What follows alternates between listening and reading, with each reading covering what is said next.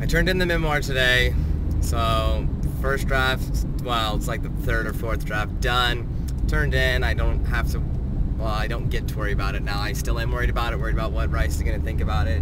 Not worried about what the other kids are going to read about it in my group, but, you know, it's done, it's turned in, now I got to work on my other piece. But, you know, working on this memoir really started me thinking, or kept me thinking, I guess, since I've been thinking about it so much, more than actually writing it, I've been thinking about it. And I've just been having these thoughts about whether my memories are real, and, you know, not that like, oh, you know, memory's fake and it's all just contrived and all that, but more like, you know, really, can I ever prove or know that these things ever happened, especially if the objects that surround those experiences don't exist anymore. You know, can I prove that they did exist? And if I can't, then does that mean the memories don't exist themselves as well? And, you know, what, just all these different things, you know, how can I prove this? I want to read you guys a piece from the memoir that I was writing so you can get a better sense of what I'm saying. So I'm going to read it for you. It's hard to believe those friendships ever existed. Perfect, serene, no flaw in remembering time well placed in their hands. But who's to say that they are no more than fabrications my conscious mind has placed on memories? No one can prove what I remember ever happened in the first place. Photographs may capture images of physical placements of objects, arrangements of bodies in relation to each other, having no more meaning than the observed orbits of planets. My memories are only remembered fictions of things I think happened to me, things my mind has tried to convince me occurred. Perhaps they did. Perhaps they didn't. I'll never know. I wonder, though, if there is more to memory in things than in me. If in order to know what was, that objects formulating memories need again interaction to confirm the validity of what I remember. I know whenever I see old friends' houses, I can't help but be drawn back into chaotic worlds and the streets colored with laughter.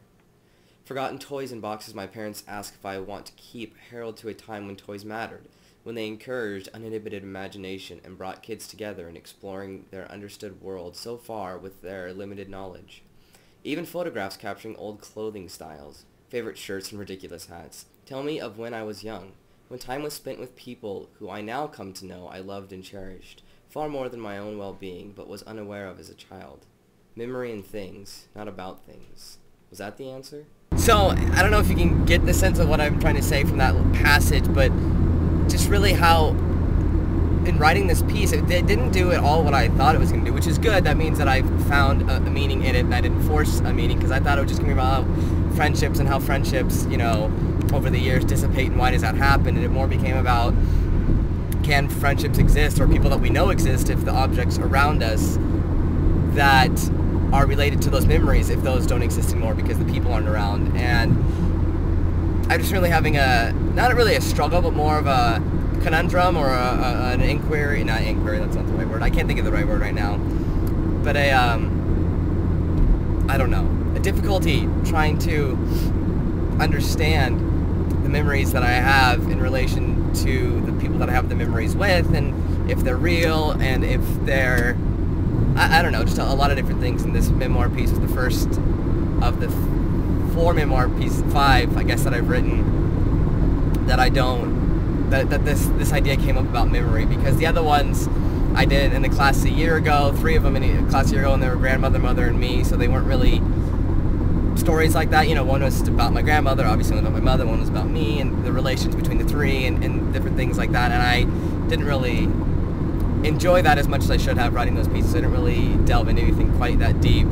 And then another piece that I've been working on for a year or so, that's just kind of, you know, back and forth. Sometimes I work on it, sometimes I don't, and it'll be a piece that I write over many years, and eventually hopefully put together and published, because it's going to be a memoir / fiction piece. But that one I didn't really delve into anything that deep as well. It's just more of dealing with losing a friend and how that shapes us and stuff, you know, very cliche, but I try to approach it in a different way. But this piece, really, I'm struggling to grasp the concept of memory and where memory resides, if memory is just these potential fabrications that we have of pictures we have in our minds, or if memory and objects are tied together, and that memories exist in objects, and if the objects don't exist, then memory no longer exists, or whether, you know, memory is just this elusive dream that we live constantly. So anyway, that's been going on with me. I don't think that even once this memoir is finished being written, I don't think it'll ever be finished being written in my head, because there's so many different things I could put into it, and I could, lengthen it out to be a full memoir piece and explore more details of my past and be more detailed throughout it, but I don't really know how to write memoir very well, and if you were to read the whole piece, you would agree with me that I don't, which is, that's not my forte. It's not what I want to get into, although I probably will want to get into it later on in life when I have things to write about, because right now I don't really have much of an interesting life to explore yet. So, anyway, going home, gonna see the wife, gonna eat food, and work on my fiction piece, and hopefully that piece will come together better than it has been, mostly because I've been focusing on it for the last week. I've really been pushing the memoir, so I'm expecting that tonight, and not really so much tomorrow, but tonight and Friday are going to be really good writing nights, and I'm going to get a lot done on it, or at least feel I understand the direction that the piece wants to go, so that I can get more done on it over the weekend, because it's due Monday, and although there isn't a length for it, I really want it to be, I want the story to be full and complete, and I want it to feel complete. So, anyway, bridge traffic. Yeah. That's what I get to drive home on Wednesdays. I will see you guys tomorrow. Peace out.